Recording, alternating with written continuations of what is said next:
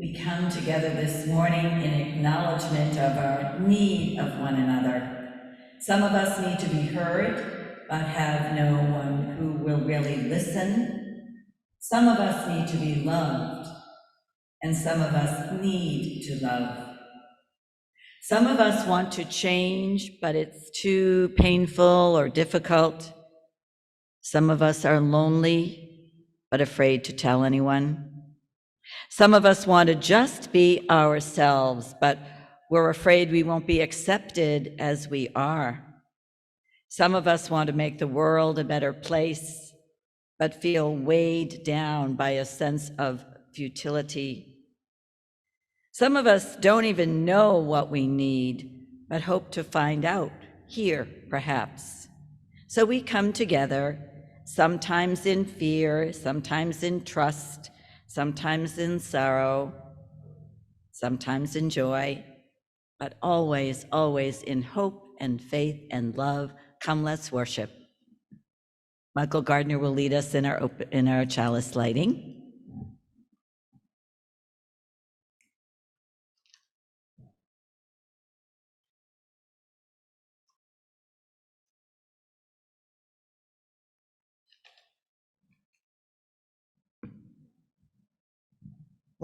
Let this flame be to us a symbol of the wholeness we seek, its brightness dispelling gloom, lighting a path to faith and hope, its glow reminding us of the sacred bonds that link us to all living things, its radiance calling us to cast the light of freedom, justice, and peace upon all the world.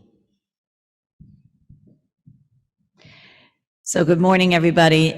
We'll remind you that this is an abbreviated worship service, and immediately following, probably have a 5-minute little body break, we will go into our annual finance meeting. Michael and I are kind of playing to an empty house here. Everything is on Zoom, but I do want the membership committee to know we actually had some visitors here today of all days to come, and I said, come back next week, I promise. We will be here. So here's Michael.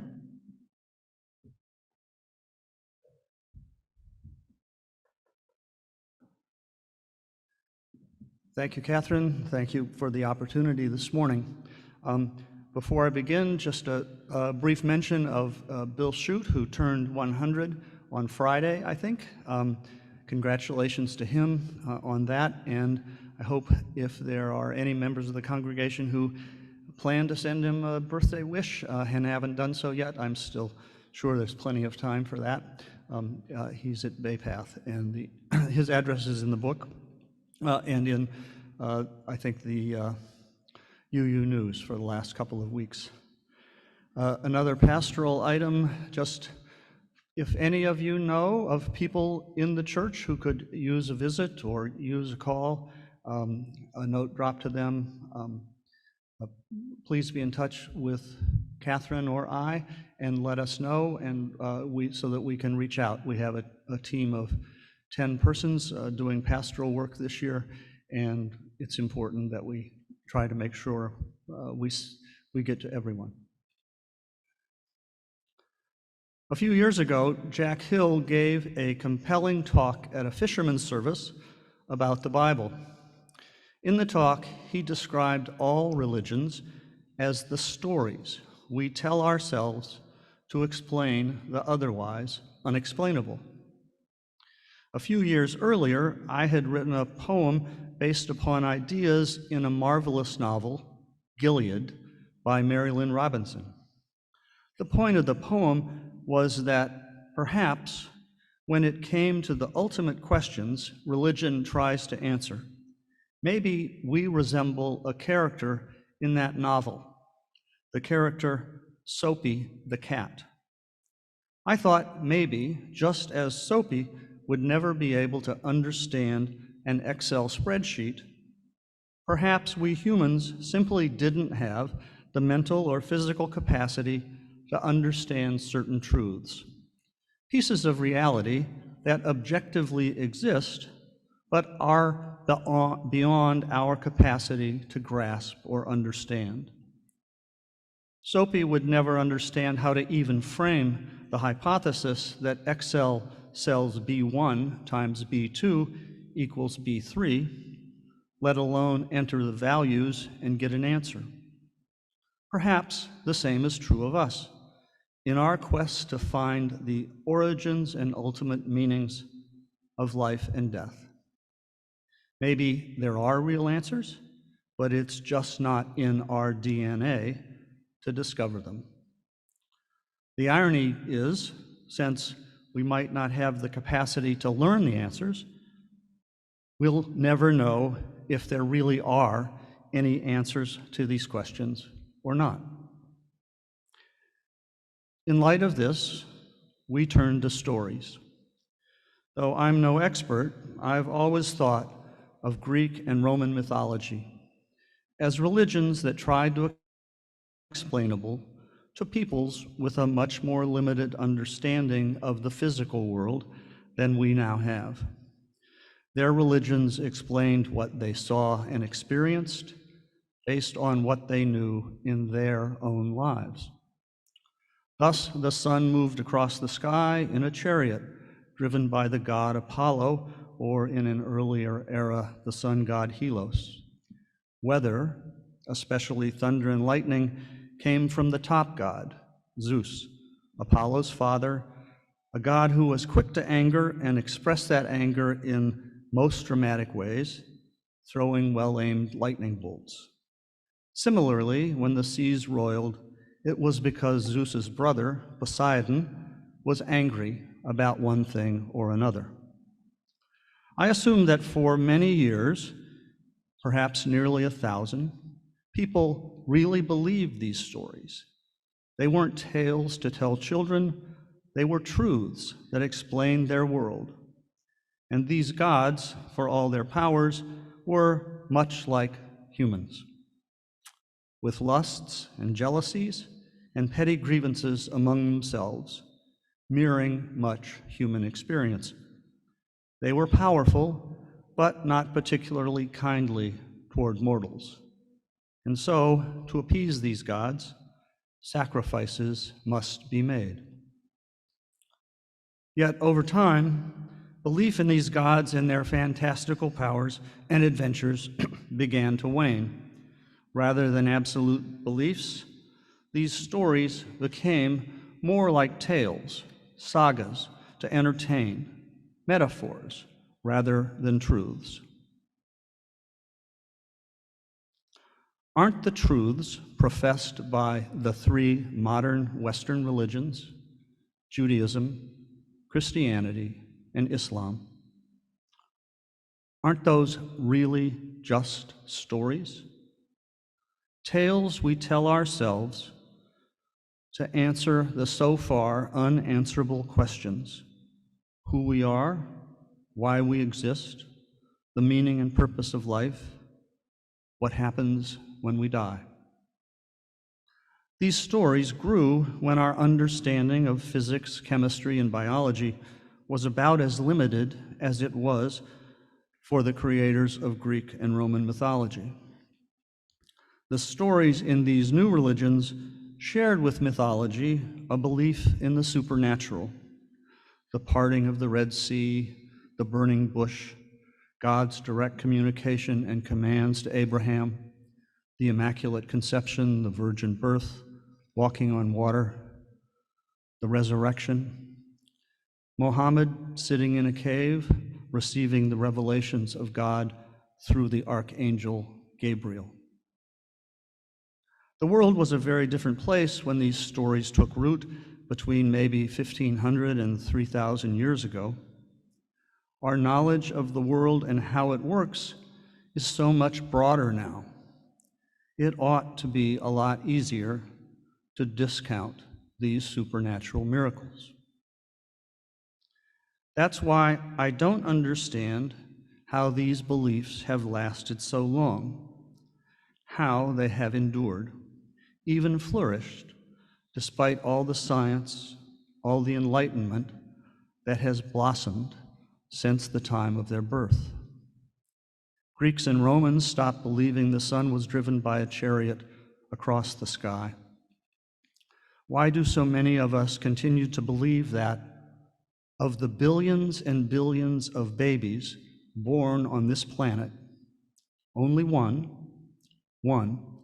was God's begotten Son, also a God, who willingly died to absolve us of our sins? And furthermore, that the only way to salvation and everlasting life is to wholeheartedly and unreservedly accept Him as our Savior. What is it about the Christian story that has kept it so vital, so meaningful, so believable for so long?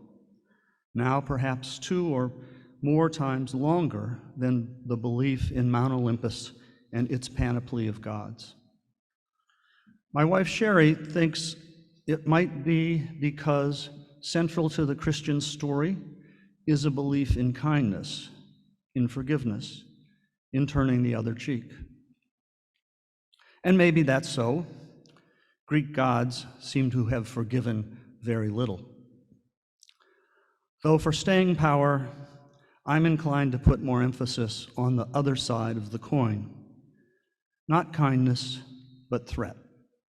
You must believe in me, or you are destined to suffer eternal damnation. What our tablets call the resurrection of condemnation. But perhaps we should be a little less self-righteous. After all, most of us believe in something we can't prove, even something that, given the totality of human history, might seem at least somewhat dubious. Examples include such beliefs as the inherent goodness of humans, the power of love to solve most problems, that the moral arc of the universe bends towards justice, that the truth will set us free. Perhaps we have to believe in something to help give our lives shape and meaning. That's what faith is. Still, on so many peoples worldwide, remain a mystery to me. But maybe, like Soapy the cat, it is just beyond my power to understand. And then again, maybe Catherine has the answers.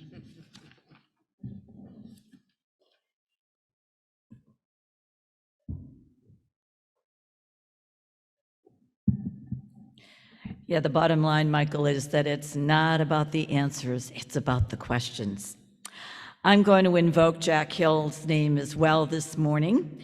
For the past several weeks, Jack and I have been teaching a class at the Duxbury Senior Center that's based on a book by Harvey Cox, a professor at Harvard University. And the name of the book is When Jesus Came to Harvard. For over 15 years, Harvey Cox taught this Harvard undergraduate course, and it was entitled Jesus and the Moral Life. The course grew so popular at one point that the lectures had to be taught in a theater that was usually reserved for big rock concerts. At first, some folks thought that the course was popular because students maybe saw an easy A in the undergraduate ethics requirement.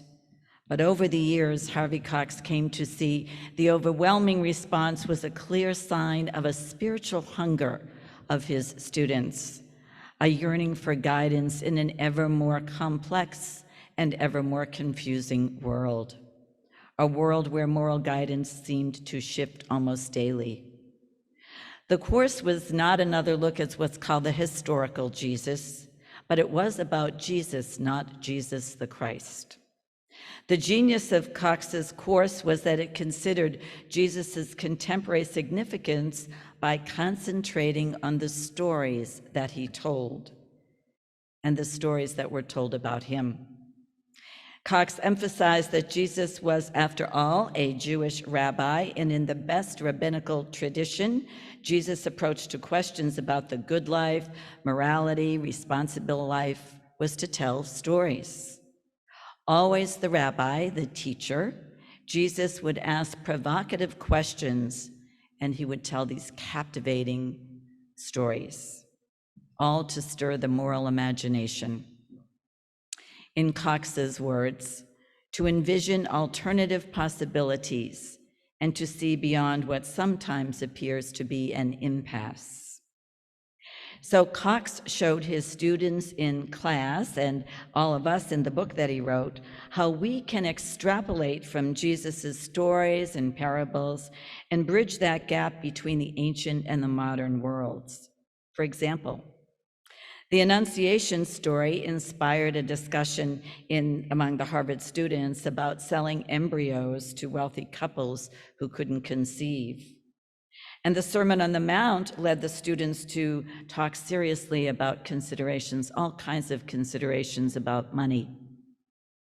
The crucifixion story moved the class to debate the uses of torture. And the message Cox offers from the stories of the resurrection is that transcendent hope can rise even from the depths of the most grievous injustice. And this is what the students were caught by. Cox hadn't planned to touch the miracle stories of Jesus with a 10-foot pole. I love this part of the unfolding of his work. He wasn't going to touch the miracle stories. He thought that would be way too much of a stretch for his Harvard students. But one day he received a call from Dr. Herb Benson, who was a heart specialist at Harvard Medical School. Herb Benson had started, and very daringly, to study the practice of spiritual healing, the connection between the body, mind, and spirit. And I know Herb Benson was my first introduction to that beautiful connection of spirit, mind, and body. As a result of Benson's work, Harvey Cox felt that he had to bring this healing into the class as an integral part of Jesus' message. Interestingly enough, he discovered that the medical students in the course, Harvard medical students who took the course, were actually the most interested in this issue, perhaps having considered the limits of medical science far more deeply than their peers. My spiritual friends, since the early days of humankind, as Michael said, when earthlings sat around the fire and told stories to each other to explain the mysteries of life, the spaciousness of stories has stirred human imagination and moved we humanoids to think and act in ways that can reimagine and re-examine life. These are Cox's words. When the ancients talked about good and bad angels, and I personally would add when the Greeks and the Romans talked about good and bad gods and goddesses, they were really wrestling with age-old questions of why evil persists, not just in individuals, but also in cultural patterns and institutions. Angels and demons are mythical expressions of our human awareness of these powerful currents in our world that can sometimes pick us up and carry us away. So yes, Jack Hill, all religions are essentially the stories we tell ourselves to explain what is otherwise unexplainable, who we are, why we exist, why we are here, why there is life itself, what happens when we die. And Michael, maybe there are real answers, and maybe it's not in our DNA to discover them. But for me, my friends, it's the journey that matters. Like we say in our fourth principle, the free and responsible search for truth and meaning. This seeking, this journey of a lifetime is what makes religious inquiry so juicy and exciting and relevant for me.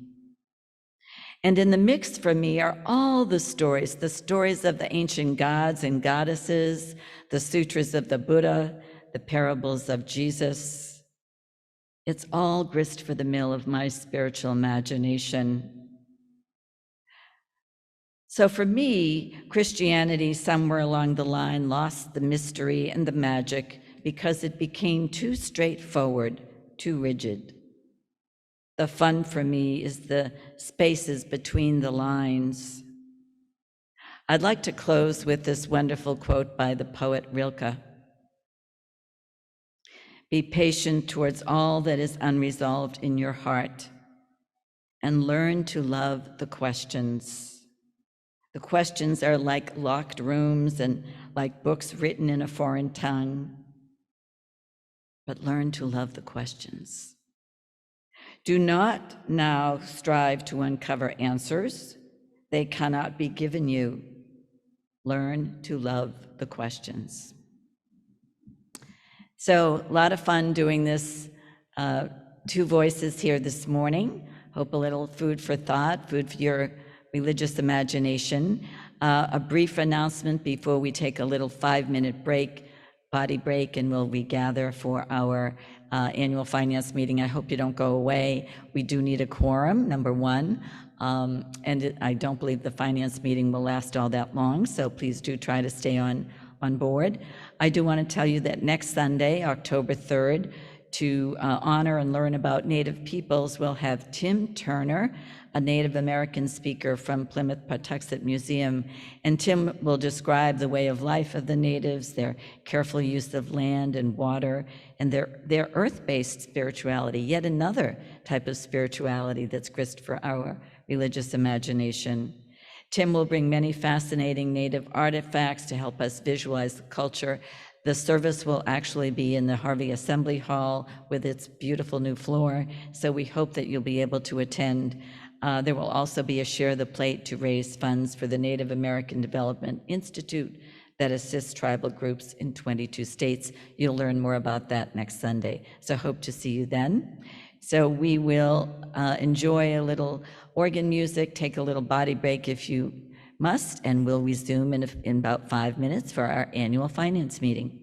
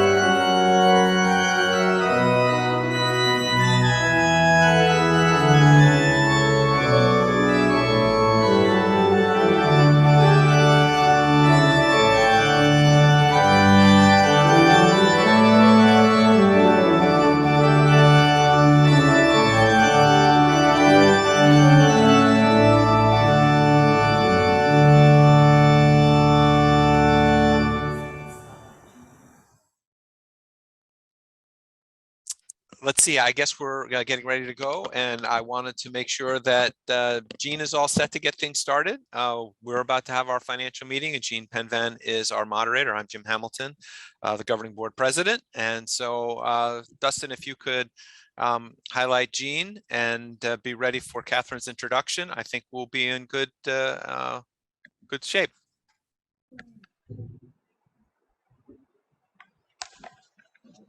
Morning. It is our annual parish financial meeting. Catherine has told us it's going to be brief, so I hope everybody pays attention to that. I'm going to gavel us in with a beautiful family from Southern Africa. So I'm going to say this meeting is now called to order. And our first order in the meeting is to ask Reverend Dr. Catherine Cullen, our minister, for an invocation. Thank you, Catherine. How do I spotlight myself? It's over there. Upper left hand. Got it.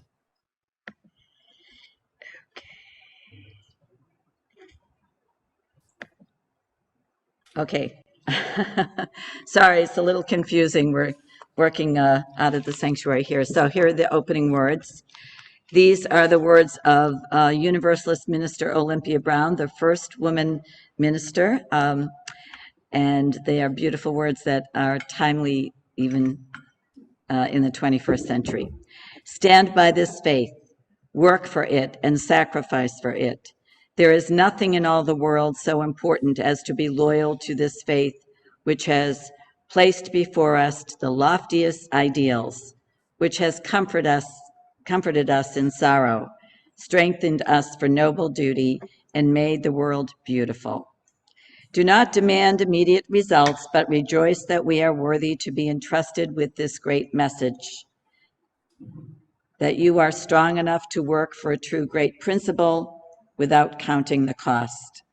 Go on finding ever new applications of these truths and new enjoyments in their contemplation, always trusting in the one love which lives and holds us all. Amen. Amen. Thank you, Catherine. We need a quorum in order to proceed, and we have 48 screens. I think that says we have 48 screens. Let's make sure that we actually do have a quorum. So Jean, we have a couple of counters working. So thank you to Carol Robeson and Lynn Stefanski. Have identified, I think, more than 60. So our quorum is somewhere around 43. So we should be good for that. And for our counters, keeping in mind that when we do take a vote on our budget, it's likely to be a 2/3 requirement for that. So, and one other thing, I don't know if we'll do it by a show of hands. So if people are not showing their video at the time of the vote, it would be good if you could switch it on so we can see your hand. Okay, we will require a show of hands, so we need to see your hands. The next item is the reading of the minutes of the October 2020 parish financial meeting. Thanks to Jim Hamilton for presenting those, and also thanks today to Regina Mortland for being our clerk. Do I have a motion to read or to dispense with the reading of the minutes? They've been circulated.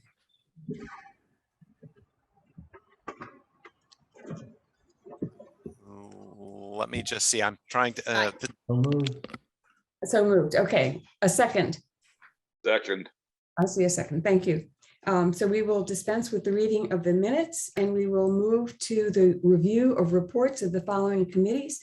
I'll read the names of the committees first, and then we'll go in order. Jean, just one thing first. I don't believe that the report about the front steps was part of the original agenda, or a part of the agenda that was posted, but we would like to do that today. And I don't know if we need to add that to the agenda now, or I thought that had been bundled under capital projects planning. Right. Okay. Excellent. I'm sorry for the interruption then. Okay, not to worry. So the reports will be capital projects planning, trustees, finance, audit, and then the Cell grant. So first up is capital projects planning. Who is speaking to that? That is me, Lester Lloyd. Hi, Les. Hi. As Jim and Jean mentioned, I'm going to talk about the front stairs and the ramp as part of this report. As you heard last April, Capital Projects Committee has been busy with various improvements, among them including handicap accessibility.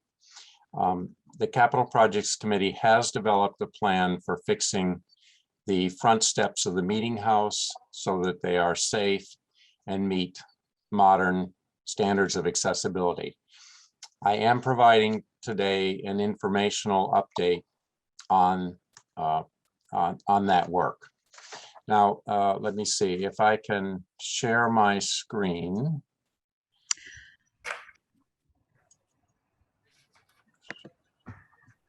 There we go. Thank you, Catherine. This drawing is by Doug Friesen. Thank you very much, Doug. And this drawing shows the new stairs. It also shows a wheelchair ramp to be located mostly on the cemetery side of the meeting house. Now, I'm going to show you an overview more from above so you get a better sense of how the two work together. You can see again the central stair with a large landing that would be at the same level of the interior of the church, and additionally a ramp shown to the left.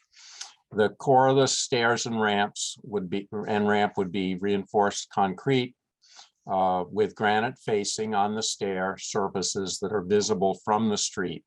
So the appearance would be similar to the present steps. Our plan is to secure bids for this project during this church year and to have the work done next summer. Now, we have received a ballpark cost budget from Callahan Hoffman, a Norwell commercial contractor. These are large numbers. The budget for the stair alone is $207,000, including a contingency. And the ramp, if we proceed with the ramp, would be an additional $151,000. The most urgent decision we face right now is whether to include a ramp or not. We believe the church can afford to pay for the steps themselves without dangerously depleting our reserves, but we do not know where the funds for the ramp would come from. The decision on how much money to spend from meeting house funds is up to the trustees of the parish funds, and a final decision on whether to go forward with a capital project and what form it will take is up to the governing board. But we all are seeking input, questions, ideas, and opinions from church members. A little more about the ramp. We don't have to build a new ramp. The one at the rear provides adequate access. However, a ramp at the front would make access much easier for those who prefer to enter the church at the front, and it would be a much more public statement that we are an accessible and welcoming church. A ramp would distinctly change the appearance of the front of the church, but we've discussed this with Town Historic District Commission, and they have given us a preliminary indication that they would not oppose a ramp. We would like to hear from the congregation in the next week with opinions about the desirability of building a new ramp, as well as responses, questions, and suggestions about the project in general.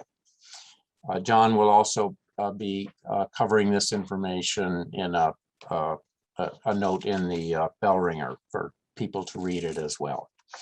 We hope to be able to refine our plans and to present them at a church-wide information meeting, perhaps after the new year. Please send comments by email to John Lehman or to me, Lester Lloyd. Thank you. Now let's see if I can give up the successfully give up the screen share.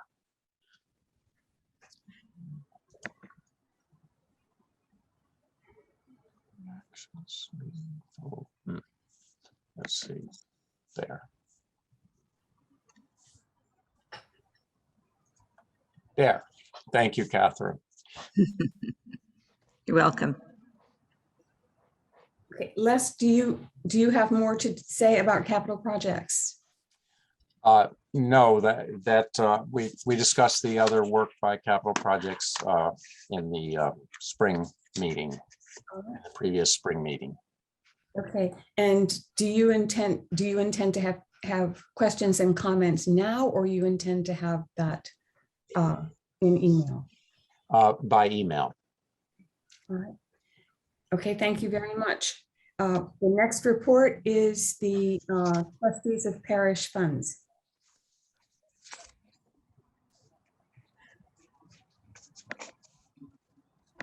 And that's I. And you have a copy of my report in the documents available for this meeting. I don't intend to go over it entirely. Here are the highlights of each paragraph. Our endowment is over $4.9 million. So there is a considerable amount of funds in the kitty, as it were, in the market, to be sure, to accomplish any reasonable tasks that we would want to do. We did contribute almost $100,000 to the operating budget and spent more than another $100,000 in capital project improvements, which are listed in my report. Despite all that, there are still available funds for these and any other worthy purposes. I have attached a beautiful spreadsheet. Looks like that. Spreadsheets, you can't see it, I know that. But it indicates that there are about $1.2 million of funds in reserves that could be spent. I'm not advocating spending that all in a spasm of excess, but the funds are there to do whatever the parish thinks ought to be done. While I'm on the topic, why are the funds so high? Well, we added $34,000 to the funds thanks to generous bequests. I think later on in the meeting warrant, there is something called to take any action on allocation of endowment income. That's probably a mistyping. It should be to accept the funds or not. I will make a motion then, if not now, to accept the donations which we have received.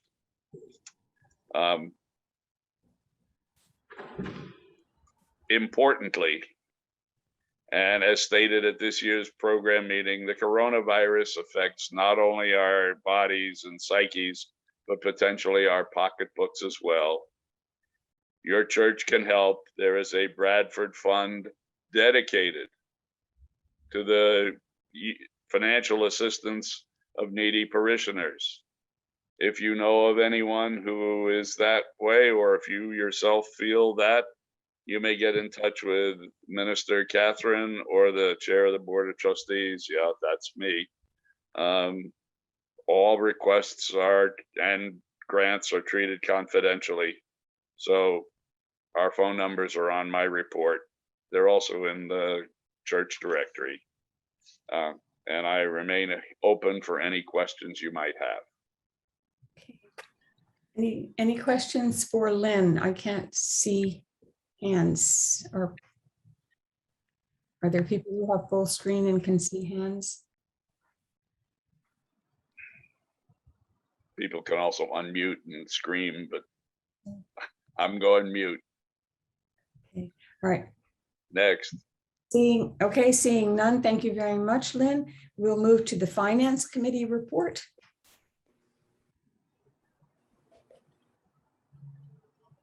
Unmute.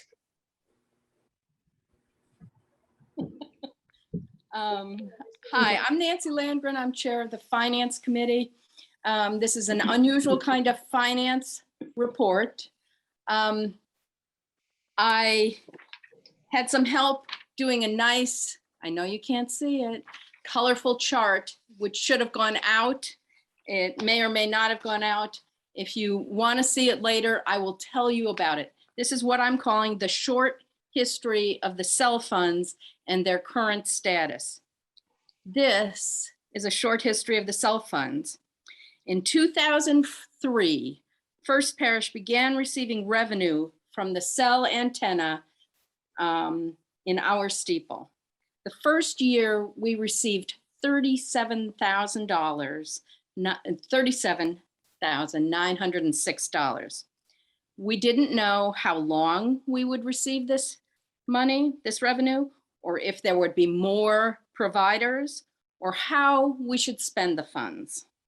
We struggled with this for years, but we got ourselves on a better financial footing. Then in 2011, we took a year to think about all this and to make new plans. We decided to accrue the revenue. We allocate things by percentages, and if you don't wait having accrued the revenue for a year, it's a moving target. So we accrued the revenue, then we're saving 30% of the revenue to us, our savings. We're spending the remaining 70% to capital funds and 30% to program funds. We renewed our intention to not put the funds into the operating budget. So to date, as of June 30th, 2021, we have received $2,283,115. We have spent just over $1 million on our buildings and grounds. We have saved almost $500,000 and put it into protected endowment funds. We have spent almost $240,000 in programs for our church and in outreach and social justice grants for our communities, our state, our country, and the world. What I want you to take away from this short history is to be proud. Whether you are new to the parish, whether you worked on the cell finance committee or cell fund committees, or whether you were here all along and went through some very uncomfortable meetings, you should be proud that we carefully, deliberately worked through our ideas, set up goals and plans. We are good stewards of this revenue. Thank you. Thank you, Nancy. Do you intend to have questions now? Does anyone, do you intend to take questions now? I can take questions. I'm gonna talk about the cell funds when we get to the budget too. Okay, with the understanding that Nancy's going to be speaking again on after the audit committee. Does anyone want to pose a question now? Again, I can't see unless. I see no hands, Okay. Jean. Thank you. Seeing none, we move to the audit committee, and is that John? Muted. Yes, that's John Lehman here. I'm speaking. Can you hear me? Yes. Good. The audit committee, we have nothing to report at this time. We have not yet reviewed the year-end financial closings from the previous fiscal year. I hope that we'll be able to do this in the coming month, and we will report any findings we have to the board and also in the bell ringer. If there are questions, I would take them at this point. Any questions for John Lehman on the audit committee?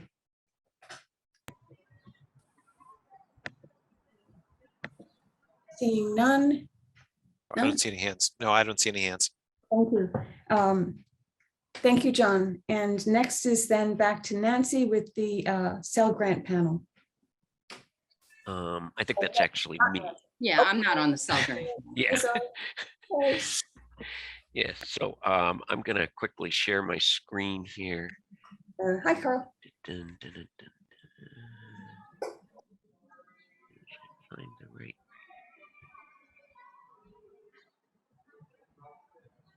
Okay, so included in the in the packet of stuff that was, there was a link sent out on Friday relative to the various reports.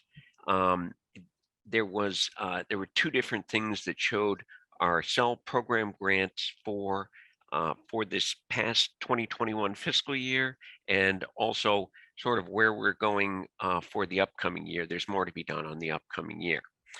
I want to thank the other members of the cell program grant committee that have worked in reviewing different grants during the course of the year. That includes Gail Murphy, Marianne Kaufman, Sally DeLisa, Tracy Wagner, and last year Donna Savicki. In the upcoming year here, Mark Schlesinger will be replacing Donna Savicki on that committee. So we did do a lot of reviewing of different grants. During the course of the year, we approved a total of 22 grants, and those were like 11 of those were social justice grants, 3 were communications grants, 3 were IT grants, 3 were enrichment grants. The social justice grants generally funded outside organizations. We had quite a range of different organizations that were funded.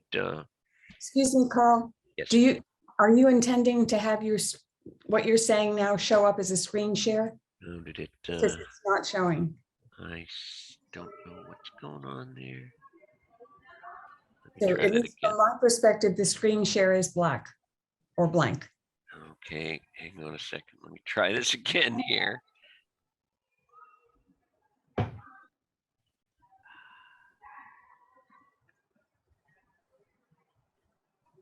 Okay, hang on a second. Let me try that again.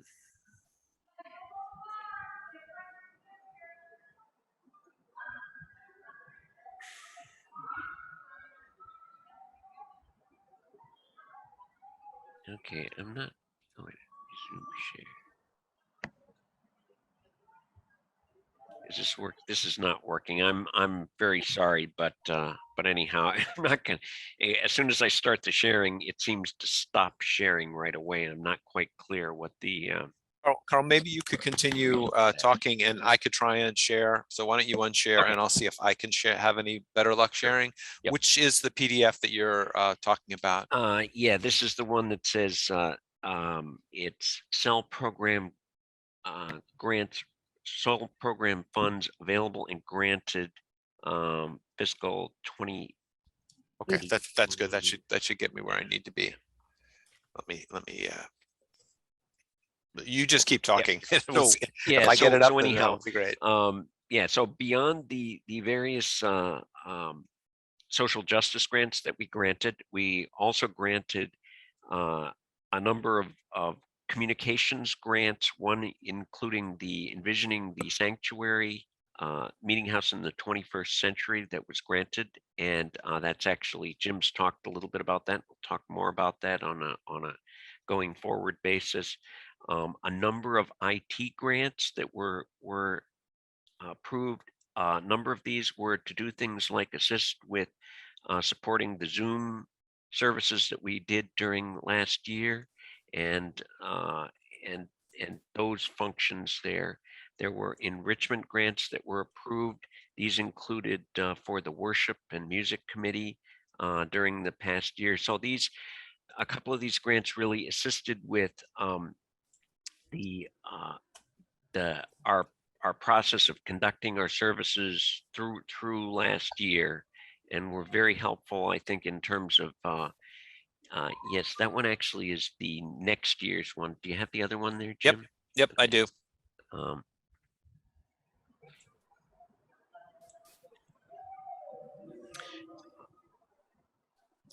I'll be there momentarily. All right, that's fine. Okay. So then there were a number of grants that were approved for the enrichment area, including particularly in support of the worship services during the pandemic. So while these things were enrichment and helped the church in general, they did also help with some of our operating fund issues here during the coming year, or during the past year with the pandemic. So So that's kind of a high-level summary of these things. When you have a chance, you can review this and kind of see what we've got there. One thing for those who do submit grants, we are now assigning a number to the grants when the grants are submitted so that we can track them better from a financial perspective as they come forward. So the process, by the way, is that if you would like to submit a CEL program grant, there's a CEL program grant request form that is up on the church website. You would go and sort of fill that information out. You would send it to Lenore, and Lenore would distribute it to the committee. The committee will review it and then take a vote, typically on a monthly basis. And in the case of social justice, we do group those so that we do a fall set and a spring set of those grants. And then once we've reviewed and approved, there may be some feedback on the particular grants and how they work, or questions about them and so forth before we review those. So those grant categories are available. We're going to have, for next year, we will have additional grant money available. Jim, if you can briefly go to that other one there. So what's the name of the document, or so are we talking about a different? Yeah. The one you just showed before there that was Okay, I'm gonna. 2022. Yep, I'm gonna try again. Just a second. I think I closed that. Sorry. Nope, not to worry. I will catch up with you shortly. Okay. Yeah. So for 2022, we will have an additional increment of funds available. And one thing that I want to, as Nancy mentioned in her discussion there, when CEL income is received, a portion of it goes to savings, a portion of it goes to the capital needs, and a portion of it goes to the CEL program grants. And so we will have an additional increment of that. But the other thing that I had not really accounted for in the previous years is all of the CEL program grants and the CEL capital grants, being part of the endowment, also have some growth due to the increase in the value of the endowment funds. Plus, there is income that comes from the savings, so that a portion of the savings, in the case of the CEL program grant, goes to a CEL program fund. It generates some earnings during the course of the year. Those earnings go to the CEL program reserve, so they become available as spendable money at the end of the year. So in the previous years, I had not accounted for that income that came from the endowment coming into here. So for this upcoming year, we will be catching up on that, and we will have a considerable amount of additional money available for CEL program grants in the upcoming year.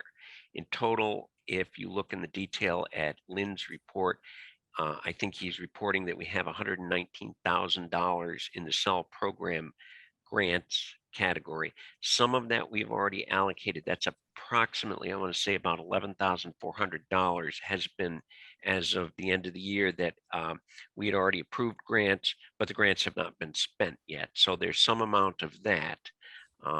But then we've got a fair amount of additional. So I'm anticipating we're going to have in the $93,000 range available for that. And this is after, we're going to have some discussion later about funding our deficit. So this is after money that we may need to reserve from this for funding our deficit. So we'll talk about that particular piece later. So I think that's all I have to say on this. I don't know, did anybody have any questions? Thank you, Paul. Anyone see any questions? Some of this obviously will come up again later, but are there hands right now? Not that I am seeing, but again, you can you can raise your hand. There's also the the Zoom method of raising your hand, or you can put something in the chat, which I'm watching. So we don't want to overlook anyone's questions, but at this point, Jean, I do not see any. Okay, thank you very much. Thank you, Carl. And then so that is the review of reports from the following committees, and that takes us now to the treasurer's report and review of church finances for the fiscal year ending June 30, 2021. Carl. And that's me again. Yes. So, so in the packet of reports there that that was sent out, there is both we have both a written report that provides a fair amount of verbal detail relative to this, and then there is also included in there is, and I guess we'll be talking about this a little bit later, but I'm going to talk about this to some extent, is the actual operating budget. So these are kind of the two other points. So on my general treasurer's report, I'd like to highlight a couple of things. First of all, the treasurer actually, I'm the treasurer, but we have multiple assistant treasurers. That includes Lynn Marples, Amy Hamilton, Linda Pelham, and Nancy Landgren during the past year there. And different people do different things, and there's a lot of work that has to be done to do this. So there's no way that I think one person could really do all of the stuff associated with the treasurer work. So I want to thank all the assistant treasurers as part of this, for their efforts during this. Moving on, I guess the first thing is fiscal 2021. As everybody knows, fiscal 2021 was a difficult year with the pandemic, and that the difficulty associated with the pandemic brought with it some difficulties on our operating budget as well. So our operating budget for 2021 was a deficit budget, and we expected to have a deficit of about $19,077. At the end of the year, our actual deficit was higher than that, $27,636 in total.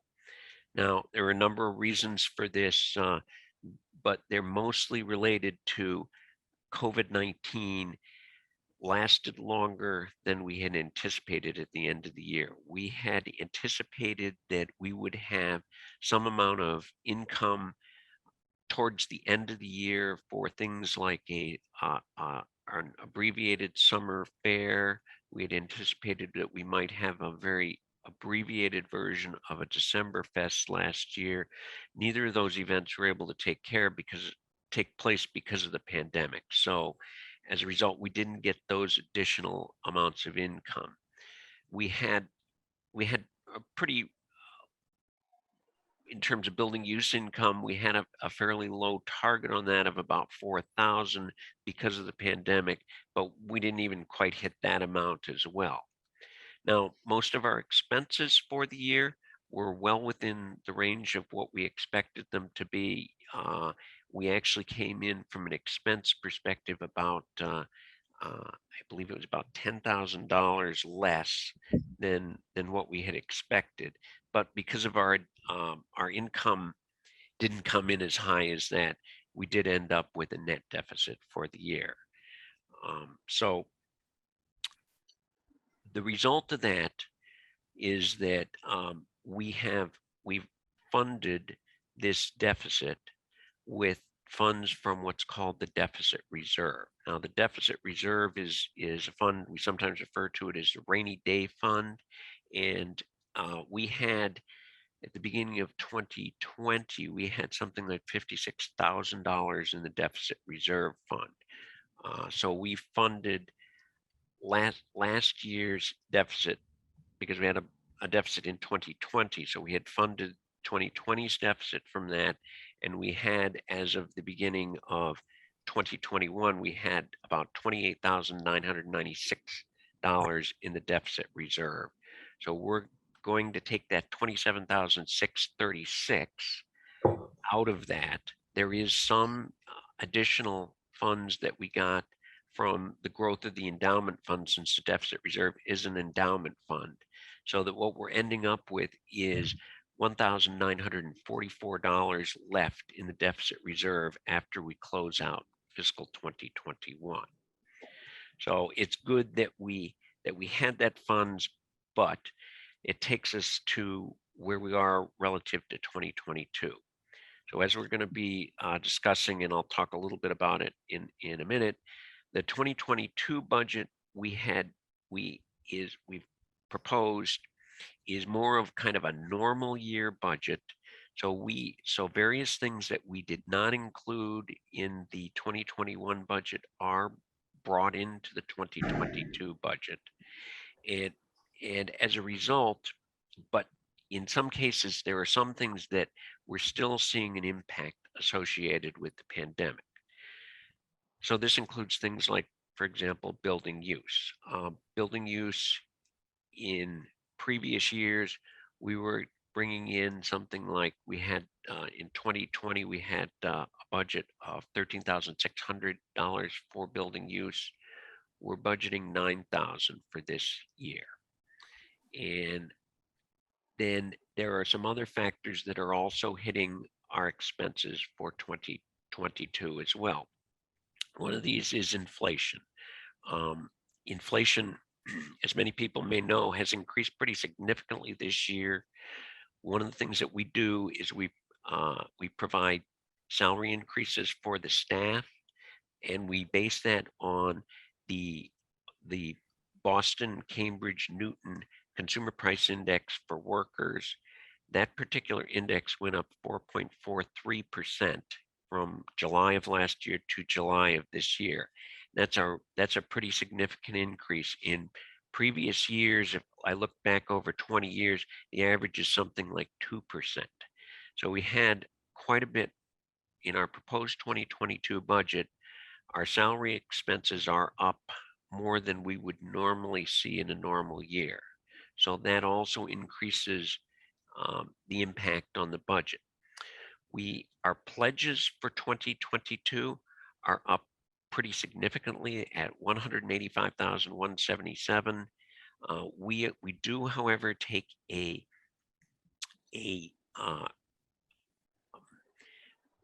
we have a discount that we apply to those pledges. Now, in the previous 2 years, I think we took a 3% discount on that.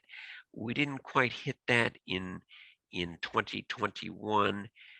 There were some amount of funds for pledges for various reasons that didn't come in that period. So we have increased that discount for 2022 to 5% instead of 3%. But it's still a significant increase in the amount of pledge amounts that we have coming in. So that's a good thing.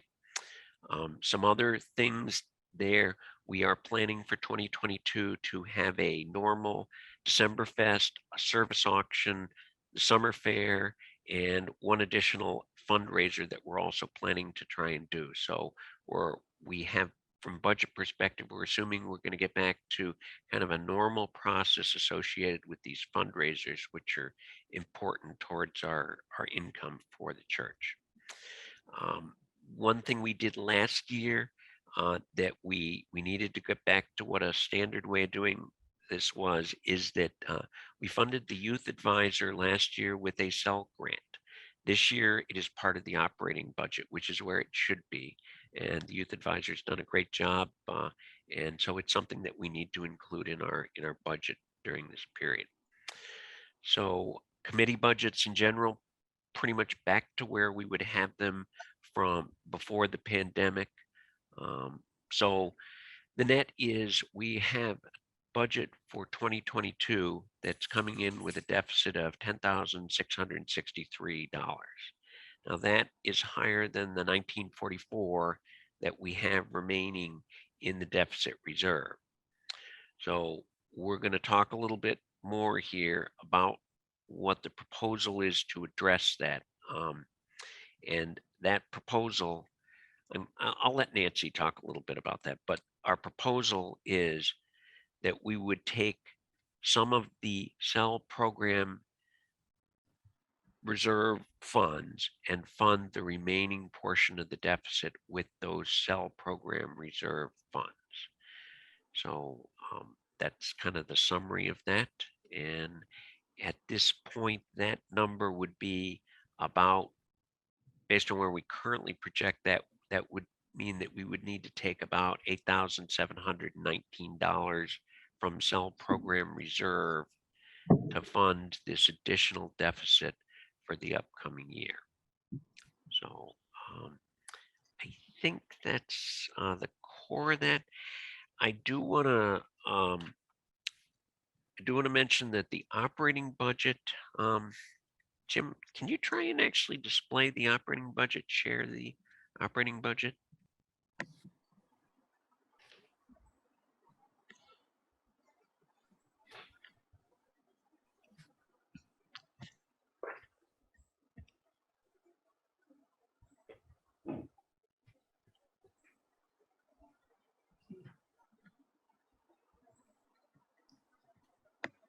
Carl, can you see that? Yes, okay, I can see that. Yes, okay. So this is the overall operating budget here. Let me do something here. I'm sorry, my screen is acting kind of weird. Okay, so the first column there is the 2021 actual. So that's what we actually spent in all of these individual categories. The second column, 2021 budget, that's what our actual 2021 budget amounts for these different categories are. Now, 2021 actual and budget, if you can you scroll down to the bottom on that, Jim?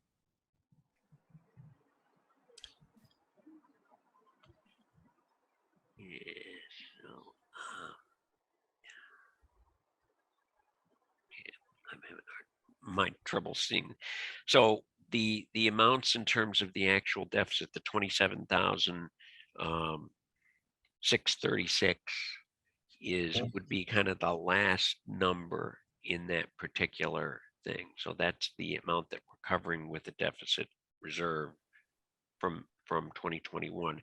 And then the actual deficit that we're going to come in with, as this currently projects, is this 10,662 number, which is at the bottom there.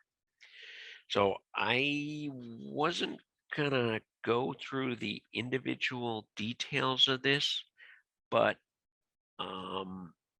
what I could do is take questions on that at this point.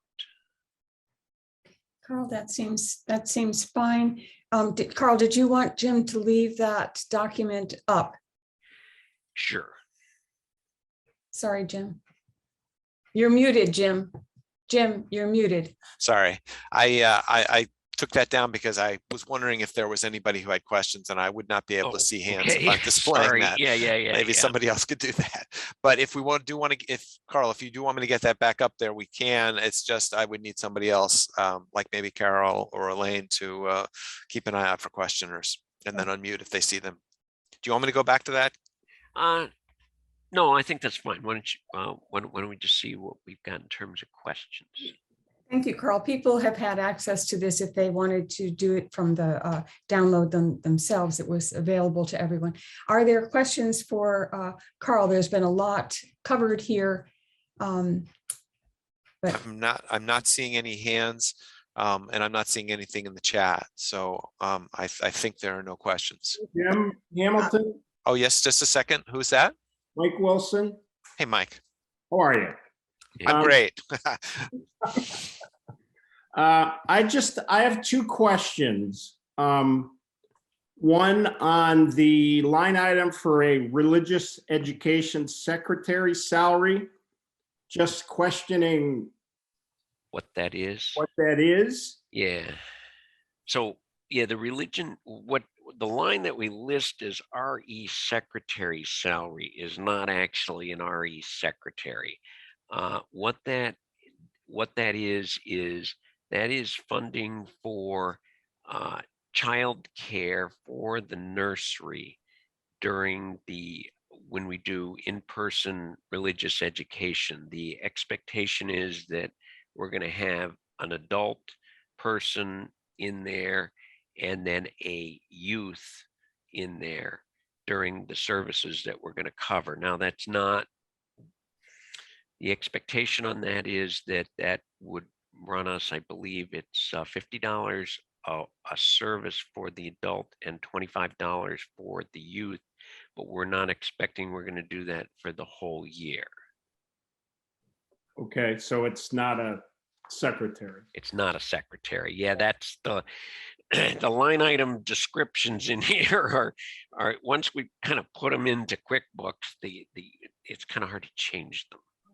Hey, Mike, one thing I would add is that number, as it shows in the budget right now, was actually twice that figure.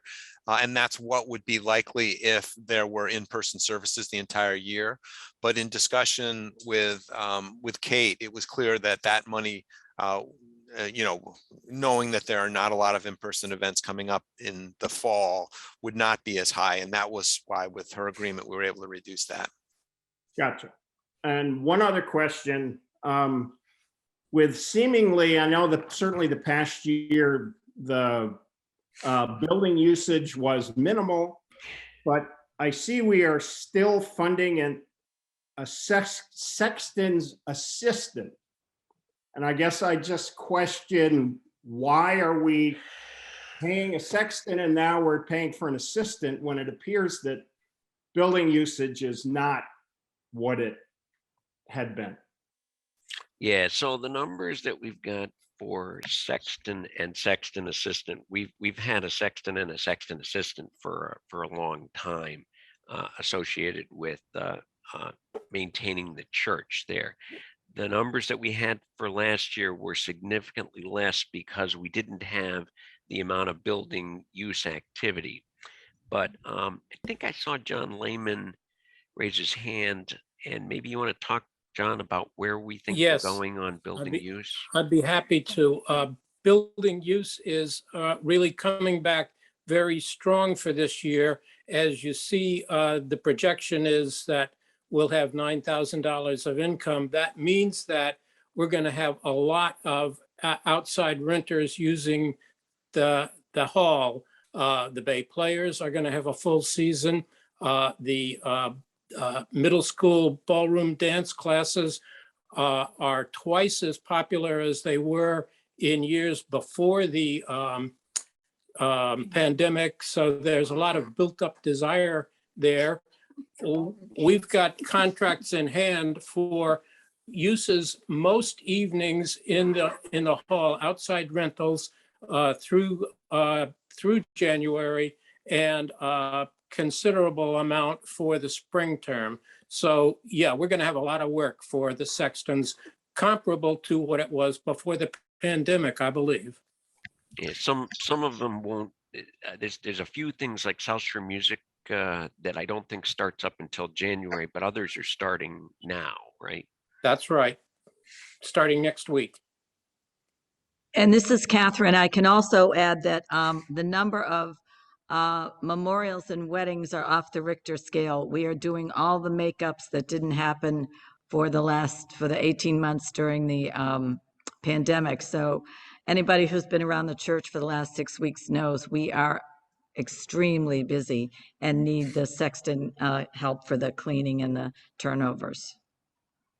Okay, thank you. Okay, thank you, Mike. Anyone else? Yes, please. Oh, wait a minute, Cindy Wilson first. Meredith. Yes, thank you, Jean. I have a seemingly small request regarding nomenclature that is used in preparing the budget. I was so pleased to hear Carl refer to the winter fair as Decemberfest. It's a name that we chose many, many years ago when the Christmas fair came back into being a significant fundraiser. And the reason we chose that was to be as inclusionary as possible. I think it would be wonderful if we would all use the same name for that winter fair and make it one that is obvious within our church community and beyond, that it's meant to include anyone who wants to purchase or donate or have fun. Thank you. Thank you, Meredith. I will see if I can get that. I see I have that saying Christmas bear on the list there, and I'll see if I can fix that. Very you for us to be inclusive. Thanks, Meredith.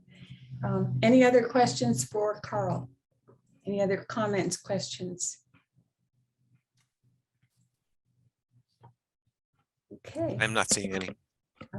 Okay, so Carl, are we back to you, or we are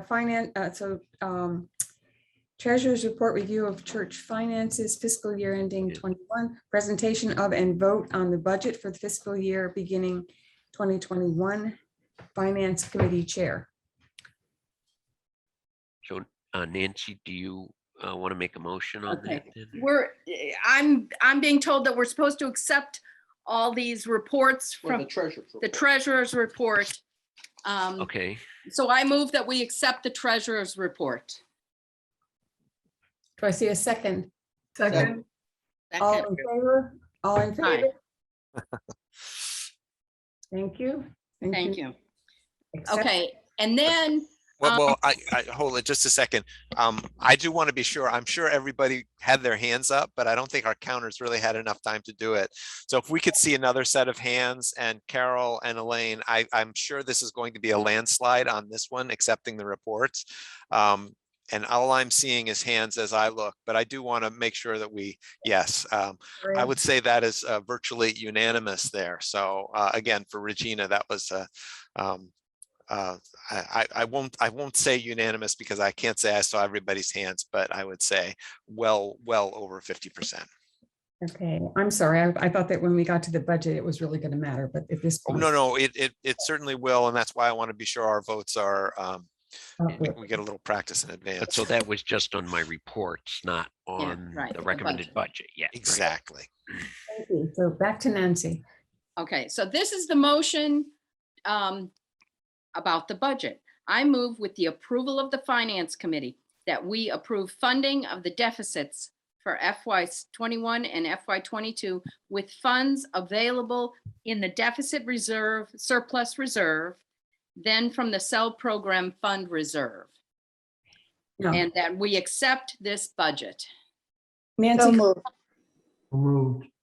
Second, Okay, it's been moved and it's been Oh, seconded. Okay. It's been moved and it's been seconded, and I know that our clerk has a copy of that. But Nancy, I would ask that you read that once more, just so that we're sure that everyone has heard it and understands your motion. Right. And I'm just realizing that. This is just to Oh, change, come on. change our policy on using the cell funds in the operating budget. And we approve the use of the cell fund program reserve to fund the deficit. Okay. Can you simply restate your motion, since it is a motion that has been seconded? And Yeah. I move with the approval of the Finance Committee that we approve funding of the deficits in FY21 and FY22 with funds available from the deficit surplus reserve and then from the cell program fund reserve. Thank you. Thank you. So discussion. If I think, Okay, please show hands and I'll keep an eye out for them. I would like to make a comment myself. When it became clear in probably July or August that we were likely to have another deficit budget to pass, members of the Finance Committee, the trustees, treasurers, assistant treasurers, some governing board members met to look at solutions. We discussed a number of different possibilities, and this was the one that came up, and that was not only approved or suggested by the Finance Committee, but the trustees were also in agreement with this. The governing board did not vote on that, but the recommendation of the Finance Committee and the trustees, I think, speaks for itself. So I will leave it at that and look for other comments and questions. I see. okay, can I give my please. explanation? Please.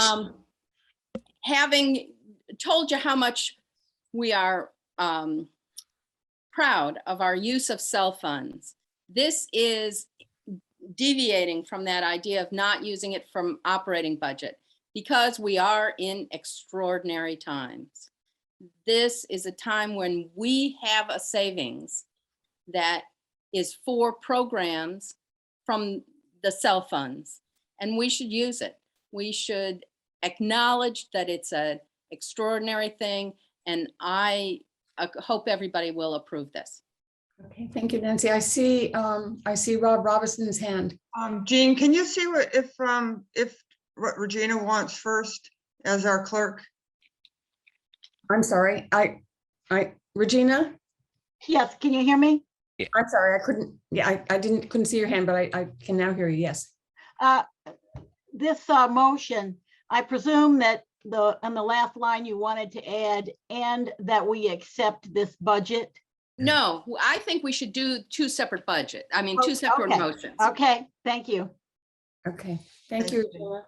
Okay, back to Rob Robinson. That was my point. In the original statement, she said, and accept the Right. budget. So that was missing in the second time that she made her reviewed the motion. So actually, you have to decide what you want to do about that.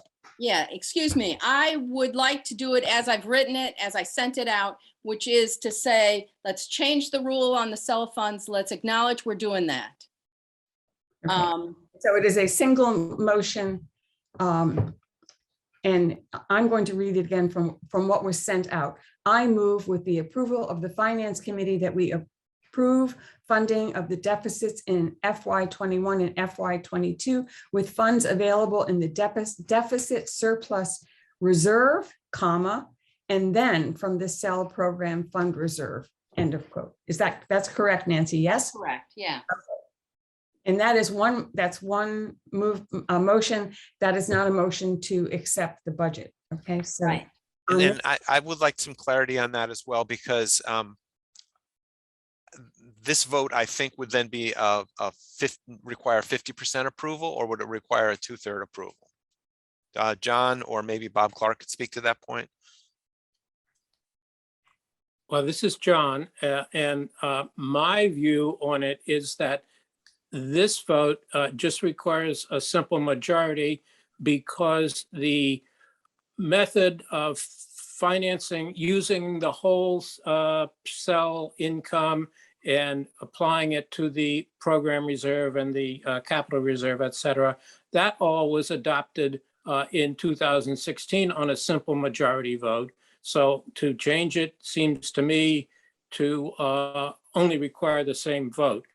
I also would point out that legally that funding scheme that we put up, that we adopted in 2016, actually expired this year. So we're, from a legal standpoint, I believe, completely free to do anything we want to with the cell funds. So again, a simple majority vote is my opinion on this. Okay, Bob? I can't argue with anything that John just said. All right.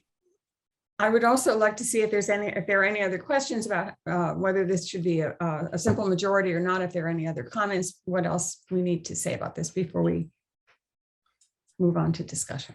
Jean, I am not seeing any hands right now. If anybody would like to have a question, please raise your hand, make a comment in the chat. But at this point, Jean, I do not believe I'm seeing anything. Bob and Nancy both have hand. Bob has his hand up. Okay. Bob Clark, excuse me.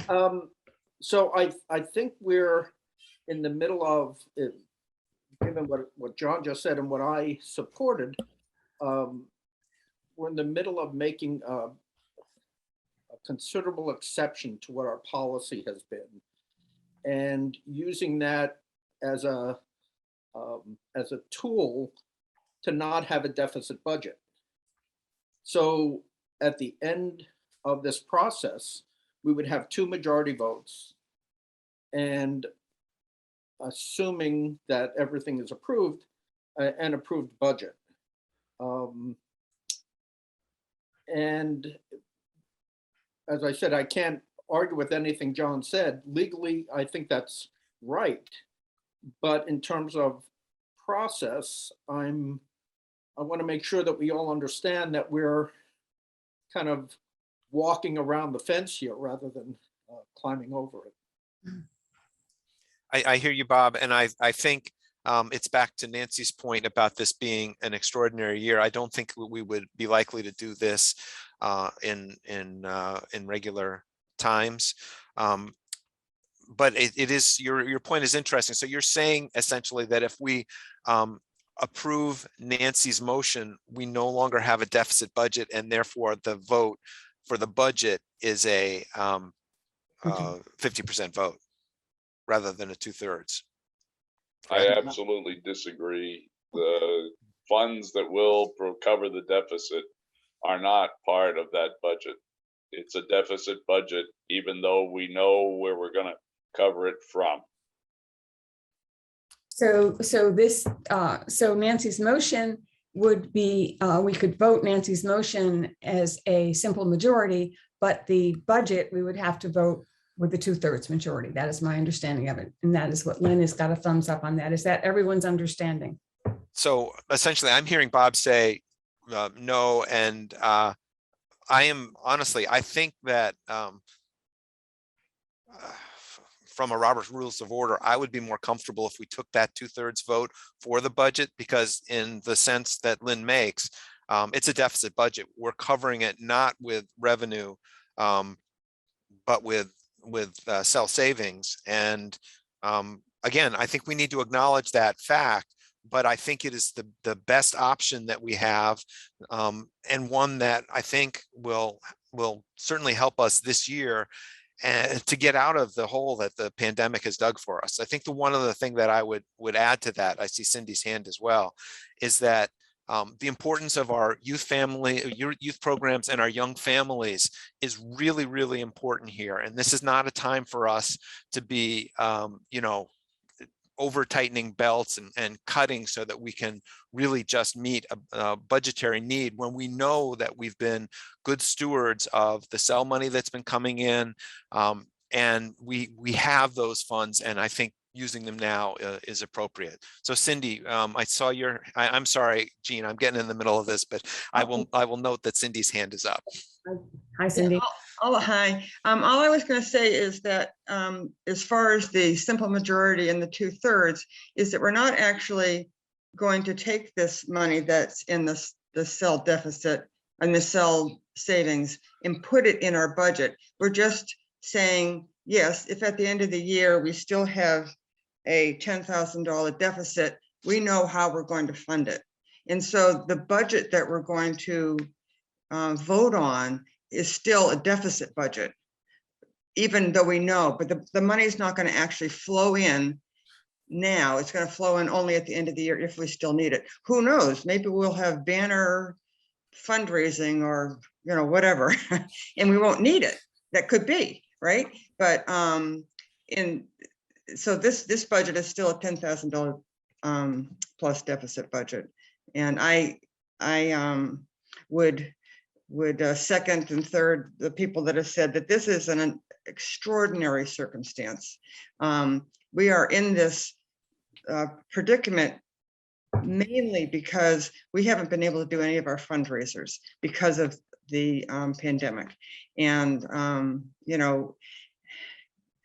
could it happen again? Of course, but this is just something really extraordinary, hopefully a one-time event.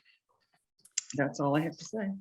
Thank you very much. All right, so the motion on the floor is I move with the approval of the Finance Committee that we approve funding of the deficits of FY21 and FY22 with funds available in the deficit surplus reserve, and then from the cell program fund reserve.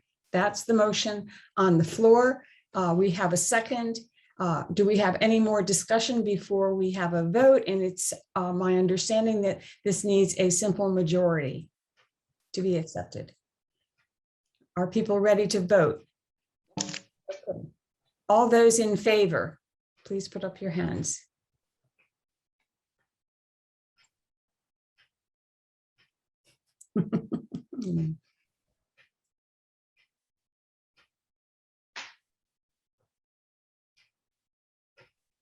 Gina, I'll give a little time for Elaine and Carol to do a count, but visually it looks pretty overwhelmingly positive.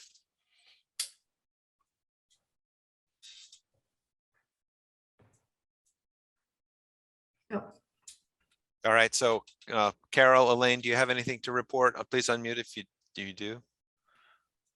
Shall I ask all those opposed? I still see Please ask that. That would be helpful. all those opposed.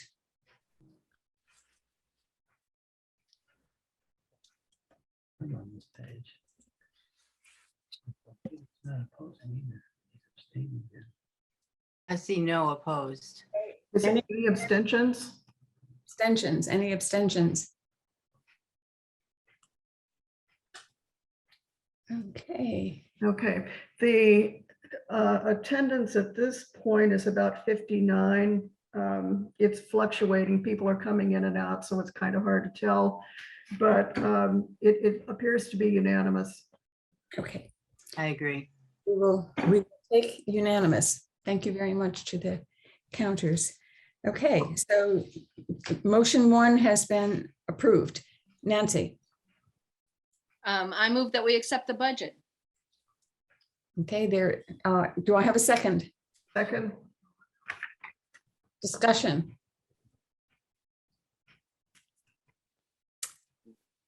Yes, so this is John. So is it the moderator's opinion that this is going to require a 2/3 vote?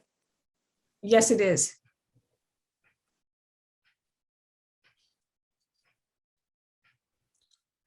Any other discussion?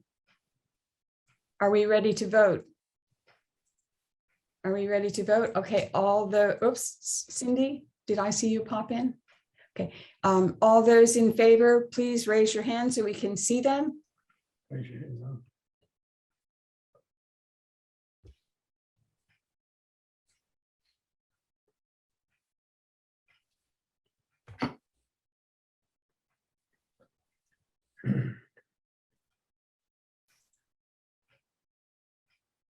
Smith is the last one, 27.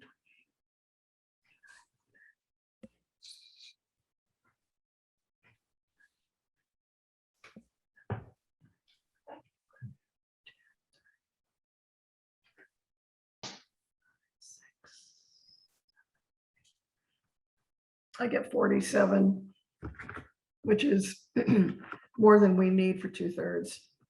Okay. 40, about 40 would be 2/3. Yeah, I got 47. All right, so we have 47 yes. Do we have any no's? Opposed? If you're opposed, please put up your hand. See if we can count you opposed. I don't see any. All right, abstentions, any abstentions? So the clerk has the numbers. Virginia, you're all set. 47 in favor, no opposed, and no abstentions. Okay. Thank you very much, Nancy. Looks like that's a wrap. All right, first of all, I have to pause here and just say I am just astonished by the amount of work that all of these people have done over this year to put this together. It is, thank you. I'm sure that we are all saying thank you. Absolutely, tremendous amount of work. Then we're going to bring you back in. Our next thing on the agenda is to take any action on allocation of endowment income, which you have said should be reworded. But would you like to speak to the endowment income that needs to be mentioned at this point? What I will say is we are acting to accept the bequests or the donations of significant amounts of funds. Our bylaws require us to do this. And so I propose that we accept the following fund donations. From Linda Miller's estate, $25,000. From Miss Blake, $5,000. in memory of Jackie Smith Miller, $4,106.80. If I'm wrong on that exact amount, please forgive me. The Miller and bequest has been used in improving handicapped access. We have a much better ramp, railings, and open doors and closing doors. The Blake donation actually jump-started the air conditioning of the Assembly Hall, which has been completed. And we propose as trustees to merge the monies given in honor of Jackie Smith Miller with the remaining fund of Werner Ross Orndorff's Religion in Life to support a fund that will enhance the off-campus education of our youth. I move we accept these funds for those purposes. Thank you, Lynn. Do I have a second? So moved. Okay.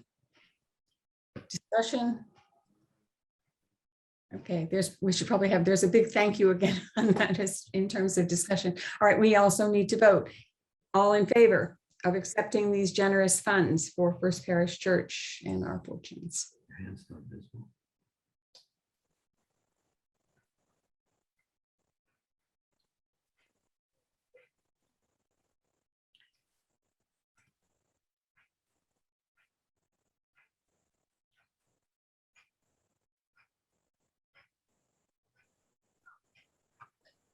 It appears unanimous.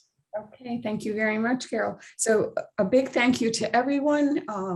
Congratulations on all your hard work and that it's all passed. And I would now invite Catherine Cullen Reverend Dr. Catherine Cullen to give us our closing words and our benediction. Catherine. You're muted. You're muted. You're muted. There we go. Almost got through the tech part perfectly. Thank you again for all your hard work for the congregation. It's really amazing for me to sit here and watch all this activity and this dedication.